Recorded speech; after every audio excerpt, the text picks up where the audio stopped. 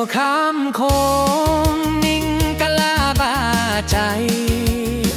แมวเพลงลูดทงเกือชีวิตหมอลำประยุกต์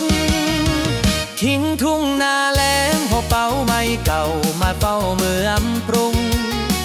หวังว่าสิรุ่งมีเงินมีทองส่งคืนเมื่อบ้านมาเจอกันที่มีเพื่อนใหม่ที่พูดคนและสำเนียงงานมิงกะลาบาทักทายกันไม่วันลำบากปนเหงากินข้าวผัดหม้อกับเจลพริกดิบปาดหน่อไม้ส้มชีวิตขมสู้ทนเครื่องงานบ่เพยสิพอยไม่ปรองบาปตาลาสบายดีไหมใจยังคอยอยากเหงื่อที่หยดน้อย